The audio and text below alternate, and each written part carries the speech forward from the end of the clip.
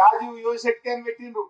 కాంగ్రెస్ వాళ్ళ కార్యకర్తలకే ఇస్తున్నారు. మొత్తం కాంగ్రెస్ కార్యకర్తల జేబులు నింపడానికి రాజీవ్ యువశక్తి అనే పథకం పెట్టిండ్రు. అందులో కూడా ఏం లేదు. అందులో దళిత బంధు బంద్ చేసిండ్రు, ఎస్సీ కార్పొరేషన్ బంద్ పెట్టిండ్రు, బీసీ కార్పొరేషన్ బంద్ పెట్టిండ్రు, ముస్లింలకు ఇచ్చే మైనార్టీ కార్పొరేషన్ స్కీములు బంద్ పెట్టిండ్రు.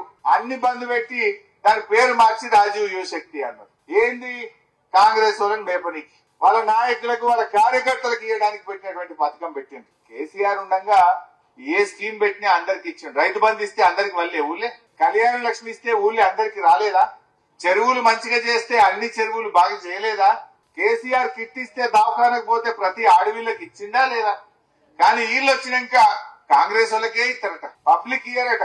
వాళ్ళ మింగనీకే సరిపోతున్నది మొత్తం. ఇవి కూడా మనం ఆలోచన చేసుకోవాల్సిన అవసరం ఉంది. తీగులు గ్రామం మంచిగా అభివృద్ధి చేసుకున్నాం. బ్రహ్మాండమైన గ్రామ పంచాయతీ భవనం కట్టినాం.